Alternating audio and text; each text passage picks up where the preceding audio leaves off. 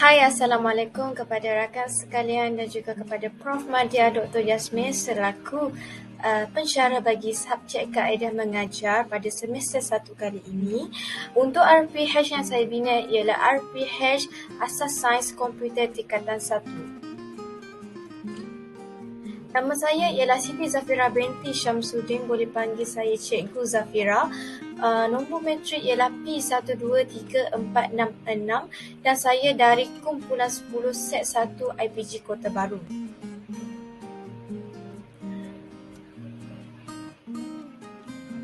RPH yang saya bina ialah RPH Asas Sains Komputer Tingkatan 1 yang bertarikh pada 28/11/2022 pada hari Selasa dan masa ialah pada pukul 2 petang sehingga 2.40 petang yang mengambil masa selama 40 minit bertempat di kelas 1 Ibnu Sina yang mempunyai bilangan murid seramai 36 murid. RPH saya ini bertajuk Algoritma. RPH ini telah dibina berdasarkan standard kandungan di SKP Asas Sains Komputer Tingkatan 1 di mana standard kandungannya ialah 3.1 Pembangunan Algoritma, manakala standard pembelajarannya pula ialah 3.1.1 iaitu menulis sodokod dan melukis carta alih pelbagai pilihan dalam penyelesaian masalah. Baiklah, saya teruskan kepada penerangan kepada objektif dan hasil pembelajaran dalam RPH ini. Pada akhir pengajaran dan pembelajaran, murid akan dapat memahami konsep algoritma dengan memberikan contoh secara lisan dan murid akan dapat memahami konsep carta alih serta simbol-simbol asasi yang digunakan secara bertulis di buku latihan dengan jelas. Bagi alat bantuan mengajar BBM, saya telah menggunakan 3 alatan di mana alatan pertama ialah komputer riba. Komputer riba digunakan sebagai media PowerPoint untuk menunjukkan contoh rajah sodokod dan carta alih.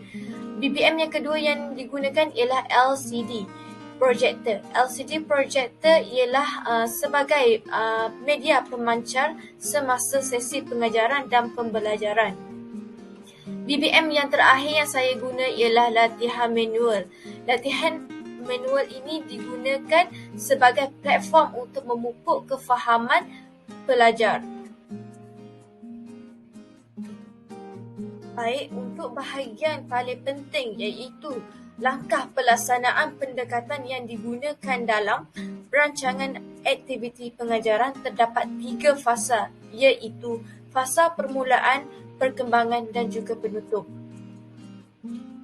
Bagi fasa permulaan, saya akan melakukan set induksi selama 5 minit di mana bagi aktiviti ini pelajar didedahkan dengan slide PowerPoint bagi subtopik 3.1 Pembangunan Algoritma yang ditayangkan pada skrin. Guru juga mengarahkan pelajar untuk bersiap sedia untuk memulakan proses pengajaran dan pembelajaran dan guru akan menggunakan sistem bahasa Melayu dalam proses pengajaran dan pembelajaran. Di aktiviti ini juga pelajar didedahkan dengan paparan PowerPoint beberapa ikon bahasa algoritma serta gambar rajah yang berkaitan dengan kefahaman antara manusia dengan komputer bagi memberi satu gambaran awal sebelum memulakan subtopik. Pelajar juga diarahkan bersedia untuk memulakan proses pengajaran dan pembelajaran. Seterusnya, untuk fasa perkembangan, terdapat 3 langkah yang dilakukan. Langkah yang pertama ialah pelajar diminta untuk memberi perhatian kepada slide 3.1 Pembangunan Algoritma yang ditayangkan pada skrin serta pelajar diarahkan untuk mencatat kata-kata kunci yang telah diterangkan dalam slide tersebut. Pelajar juga akan ditanya dengan apakah kata kunci yang telah dicatatkan dan apa yang pelajar fahami melalui slide 3.1 Pembangunan Algoritma. Pelajar diminta untuk memberi perhatian kepada penerangan guru berkaitan dengan definisi algoritma serta hubung kait antara algoritma, carta alih dan juga Sudoku yang ditunjukkan dengan menyenaraikannya di atas papan putih. Pelajar diminta untuk memahami konsep dan prinsip pengaturcaraan yang dilakukan. Pelajar diminta untuk meringkaskan kefahaman mereka terhadap pengajaran tadi secara lisan. Tujuan menggunakan slide PowerPoint adalah untuk menarik perhatian supaya mereka tidak bosan sepanjang proses pengajaran dan pembelajaran.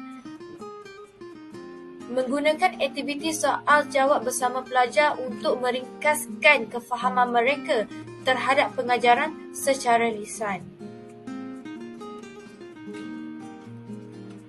Seterusnya, bagi langkah 2 yang mengambil masa selama 10 minit, guru akan menerangkan fungsi dan simbol yang digunakan dalam carta alih dengan lebih terperinci dengan menggunakan slide PowerPoint yang tertera.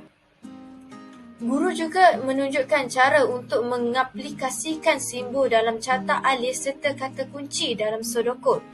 Guru membuat pentaksiran dengan memberi satu soalan yang mengaplikasikan simbol dalam carta alih dan Sudoku untuk menguji tahap kefahaman pelajar supaya pelajar cepat mengerti fungsi dan cara penggunaannya dalam carta alih dan Sudoku.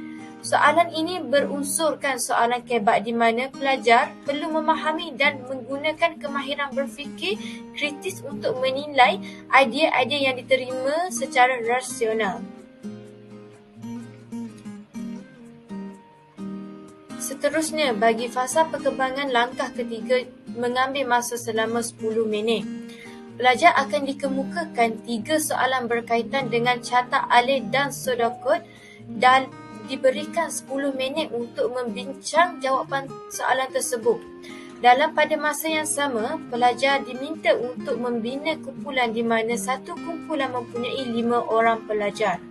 Pelajar diminta melantik seorang ketua selepas pembinaan kumpulan dan diminta untuk menjawab dan berbincang antara satu sama lain menggunakan latihan soalan manual yang diberikan dalam tempoh masa yang diperuntukkan. Pelajar juga perlu menggunakan kemahiran berfikir kritis untuk menjawab soalan. Tujuan soalan manual ini dilaksanakan bagi menguji pengetahuan atau kefahaman pelajar mengenai subtopik yang dipelajari serta bermatlamat untuk mendapatkan maklumat pencapaian murid selepas sesuatu tempoh pengajaran dan pembelajaran. Dan ini adalah contoh soalan manual yang telah diberikan. Kesimpulannya, guru memilih beberapa orang pelajar secara rawak untuk membuat rumusan pada hari ini.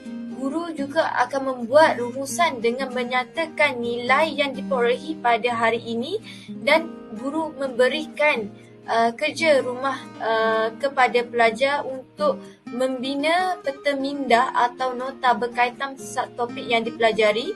Tujuan memberi aktiviti membina peta minda atau nota dapat menggalakkan pelajar untuk berfikir dan mengingati apa yang dipelajari sepanjang tempoh pengajaran dan pembelajaran mengikut kreativiti dan kefahaman mereka di buku latihan mereka. Bagi elemen merentas kurikulum, EMK pula menggunakan bahasa Melayu sebagai proses PNP. Terdapat juga nilai-nilai murni seperti kerjasama, keyakinan diri, membuat kesimpulan, patriotisme serta sains dan teknologi. Selain itu, terdapat juga kemahiran berfikir aras tinggi kebat iaitu menggunakan elemen mengaplikasi. Contohnya, latihan yang diberikan murid perlu menggunakan pengetahuan, kemahiran dan juga nilai dalam situasi berlainan untuk pelaksanaan sesuatu perkara. Terdapat juga strategi PDP iaitu melalui pembelajaran berasaskan IT. Contohnya, murid belajar melalui slide PowerPoint.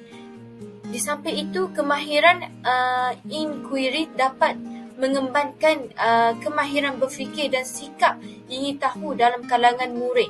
Semasa melaksanakan inquiry, murid akan menjadi lebih peka kepada keadaan masyarakat dan persekitarannya. Bagi refleksi, semua pelajar hadir ke kelas secara bersemuka. Kelas juga berjalan dengan lancar dan pelajar memberi kerjasama yang baik. Pelajar dapat mengikuti aktiviti seperti yang dirancangkan. Hanya 1 daripada 36 pelajar tidak menguasai objektif pembelajaran dan diberi latihan pemulihan. Apa aspek PDP yang boleh diubah suai untuk percubaan seterusnya ialah guru akan membuat pendekatan pengajaran supaya murid lebih bersemangat, suasana kelas lebih meriah. Berikut beberapa rujukan sepanjang saya membina RPH ini. Pertama sekali, mestilah merujuk di SKP subjek yang ingin diajar dan juga kita merujuk kepada buku teks sebelum membina objektif. Bagi pendekatan strategi, kaedah dan teknik pembelajaran yang ingin diterapkan haruslah sesuai dengan tahap murid.